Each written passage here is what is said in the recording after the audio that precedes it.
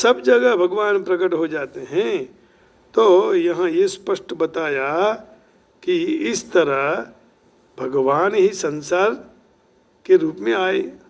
हमें जो संसार दिखाई देता है वही भी भगवान, वो भगवान ही है, लेकिन भगवान का विराट स्वरूप नहीं है, क्योंकि विराट रूप तो दिव्य और अव्यय है।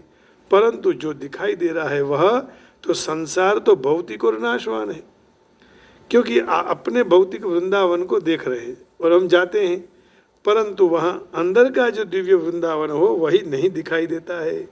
हमें बाहर का जो भौतिक विश्व है वही दिखाई देता है, अंदर का अंतःकरण का दिव्य विश्व विराट रूप नहीं दिखाई देता है। ऐसा क्यों? क्योंकि हमें सुख भोग की इच्छा है। अर्जुन को अब इच्छा छूट गई थी, तब विश्व रूप के दर्शन हुए। भोगेच्छा के कारण मुझे ये करना है, वो लाना है, अभी वो बाकी रह गया, तो इस जड़ता के कारण भक्ति का और मलिनता आ जाती है, और भोगेच्छा के कारण संसार में आकर्षण होता है, और सर्व कई जो चिन्मय विराट स्वरूप छे उसका दर्शन नहीं होता है। यदि आकर्षण न हो तो विश्वरूप का दर्शन होता है। तत्वबोध होने से ज्ञानी तो संसार चिन्मय रूप में देखता है, परंतु प्रेमी भक्त उसको माधुर्य रूप से देखता है। वाह, की बहुत अच्छी बात है। माधुर्य रूप में देखने से जो अपने शरीर में स्वाभाविक प्रेम होता है। ऐसे ही भक्तों का प्राणी मात्र के साथ स्वाभाविक प्रेम होता है। परंतु अर्जुन ने ऐश्वर्य रूप भगवान का विराट रूप देखा, क्योंकि वह खुद देखने की इच्छा करते थे। हम लोग तो इच्छा भी नहीं करते हैं। द्रष्टुमिच्छामि ते रूपम ऐश्वरम पुरुषोत्तम। तो माधुर्य प्रेम विशेष होता है, ऐश्वर्य में प्रभाव विशेष होता है ना। माधुर्य में प्रेम विशेष होता है और ऐश्वर्य में प्रभाव। इसलिए भगवान ने गोकुल में माधुर्य भाव की लीला की, हाँ, और ऐश्वर्य भाव फिर वहाँ मथुरा में जाके। कहने का तात्पर्य यह है कि दिव्य विराट स्वरूप होते हुए भी भावना के अनुसार अनेक रूप दिखाई देते हैं, और अनेक रूपों में दिखने के बाद भी वह एक ही है। एकता में अनेकता, अनेकता में एकता, भगवान की यह विलक्षणता, अलौकिकता और ये विचित्रता है। इसको समझने में गुरु कृपा हो तब हम समझ सकते हैं, नहीं तो समझ नहीं पाते हैं। कई इसमें घूम जाते हैं, भ्रमित हो जाते हैं और ब्रह्म की प्राप्ति नहीं होती है। तो यहाँ देखिए क्या अर्थ किया, माते व्यथा माच। भगवत गीता की शुरुआत में भी अर्जुन अपने पूज्य पितामह भीष्म तथा गुरु द्रोणाचार्य को वध करने के लिए मना करता है, चिंतित हो जाता है। लेकिन कृष्ण भगवान ने कहा कि डरने की जरूरत नहीं है। और कौरव की सभा में धृतराष्ट्र के पुत्र ने द्रौपदी को निर्वस्त्र करने का प्रयास किया, तब भीष्म और द्रोण मौन रहे थे। इसी के कारण करते हुए की ऐसी उपेक्षा के कारण उनका वध होना ही चाहिए। देखो वध का कारण बताया। एक तो वह दुर्योधन का भोजन कर रहा था, पापी दुर्योधन, है ना, और इस समय जो बोलना चाहिए वो मौन रहे। कई लोग ऐसे होते हैं कि जब मौन नहीं रहना होता है फिर भी मौन रहते हैं, सम्मुख समय में बोलना चाहिए।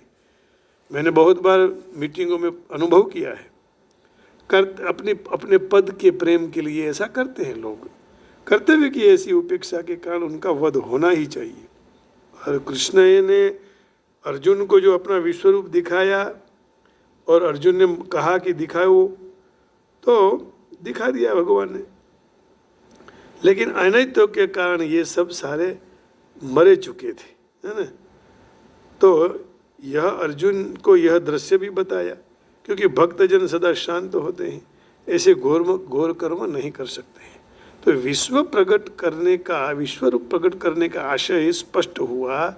अब अर्जुन को भगवान का चतुर्भुज रूप देखने की इच्छा हुई, कृष्ण भगवान ने वो भी करवा दिया। भक्त ने भगवान के विश्व रूप में बहु रस नहीं होता है। भक्त को तो सीधे साधे भगवान ऐसे मुंह मस्तक में थोड़ी पगड़ी बांधकर छोटी धोती पहनकर निकल गए, क्योंकि भगवान के साथ प्रेम भाव का आदान प्रदान फिर नहीं हो सकता है। ऐश्वर्य में भक्त अपने आदर युक्त पूज्य भाव अर्पित करने के लिए इच्छा करता है। ऐसे द्विभुज कृष्ण के दर्शन प्राप्त करने की इच्छा है, जिससे पूर्ण पुरुषोत्तम परमेश्वर के साथ भक्ति और प्रेम का आदान प्रदान हो सके। यही सबसे बड़ी बात है। जब तक प्रेम नहीं होगा भगवान के साथ, तब आदान प्रदान नहीं हो सकता है। तो देखिए यहाँ क्या कहा, seeing such A dreadful form of mine as this, do not be perturbed of perplexed with fearless and technical mind. Behold once again the same forearmed form of mine, hearing the sconch discs make and lotus. अब आगे की कथा कल करेंगे, लेकिन अभी थोड़ा और इंग्लिश का जो अर्थ थोड़ा है जान लेंगे। इसमें थोड़ी सरलता आती है, ये जानना भी बहुत जरूरी है। You have been perturbed and bewildered by seeing this horrible future of mine, fitru mine. Now let is the finished, my devotee be free again from all disturbance. With a peaceful mind you can now see the form you desire.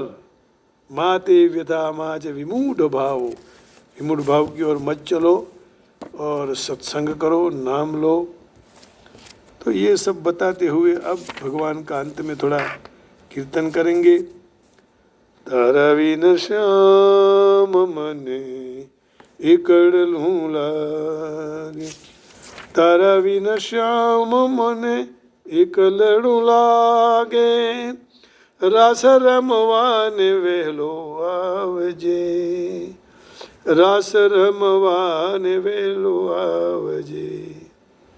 घर बे घूमती गोपियो, घर बे घूमती गोपियो, सोनी छे गोकुळनी शेरियो, सोनी सोनी शेरियो मां, गोकुळनी गलियो मां, रास रमवाने वेलो आवजे, रास रमवाने वेलो आवजे। शरद पूनमनी रातड़ी हो, चांदनी खिली छे भली भातनी, तू ना आवे तो श्याम रास जामे ना आज रास रमवाने, ए रास रमवाने वहेलो आवजे।